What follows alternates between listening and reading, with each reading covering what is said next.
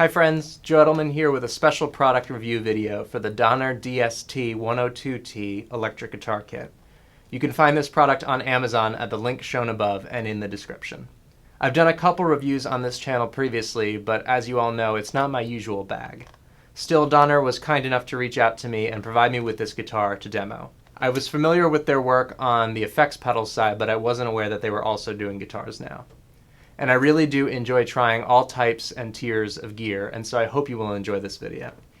As you'll see, I think this guitar punches well within, if not slightly above, its weight class, and so it makes a great gift for the beginner or intermediate guitarist.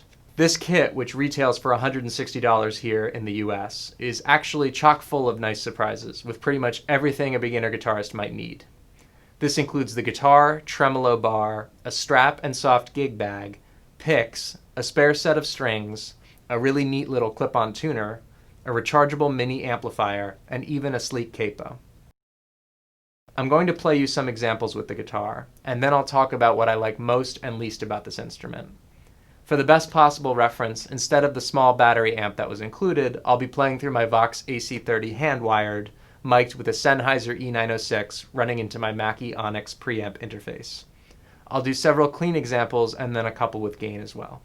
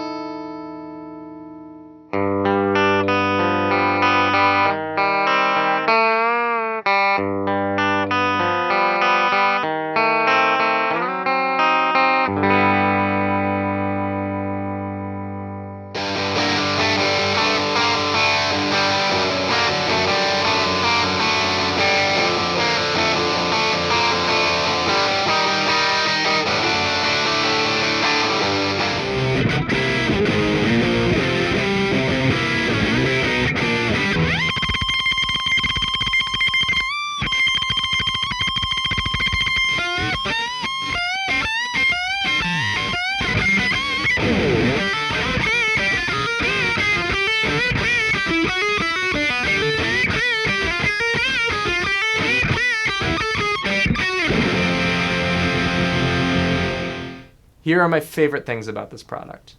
The finish, color, and quality is gorgeous, with the subtle metal flake sparkle. I opted for this lake blue color, sort of like Fender's Lake Placid blue, but a little bit lighter. But the other options, including red, sunburst, and white, all look really nice. 2, this guitar was fairly easy to set up and plays very well for an instrument of its price tag.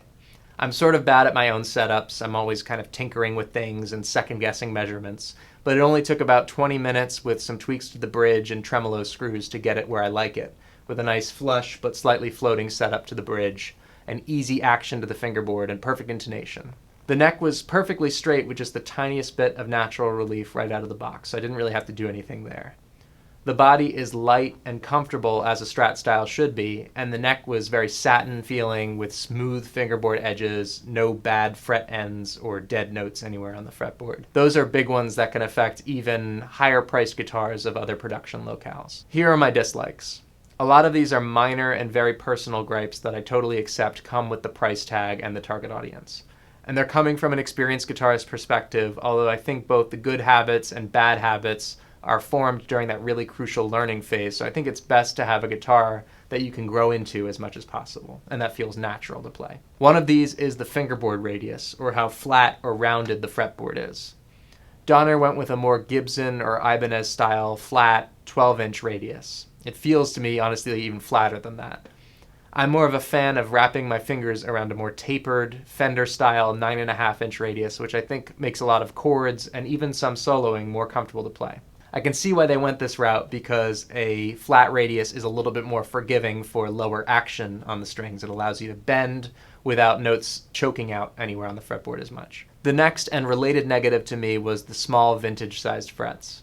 This relates to my proclivity for bending strings, which is a little bit more comfortable on larger, medium jumbo, or even narrow tall fret styles. But again, I see where they're coming from in terms of sheer materials cost as well as margin of error for string action. The fret material itself was also a tiny bit rough, again, not to the point of actual errors or burrs on the strings, but where bending and vibrato felt a little sticky or grindy as opposed to smooth.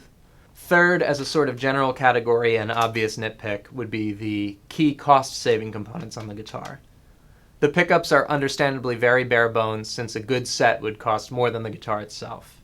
They still sound serviceably good despite that, and you can get those signature Strat sounds easily. Besides the pickups, what stood out to me while poking around in the guitar were the potentiometers, again, underneath these volume and tone knobs, sort of small and flimsy and slightly askew to the pickguard surface, and the very thin and very lightweight tremolo block in the back.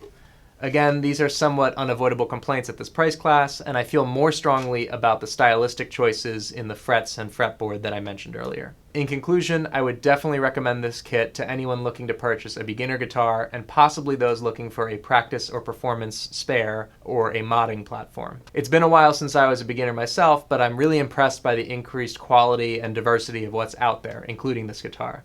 And I do think that great music can be made on just about any instrument regardless of price. As you may have noticed in my covers, I continue to use a Squier Affinity P-Bass from the early aughts, one of the ones from a beginner amp pack much like this, which my father, the original purchaser, was discouraged from using himself after some fairly draconian first lessons. I don't want to discourage anyone, much the opposite. I want you all to have fun, use whatever's at your disposal, learn the songs that you love, and find your own along the way. With that, I hope you found this helpful. Thanks again to Donner for making this possible, and I'll see you again soon.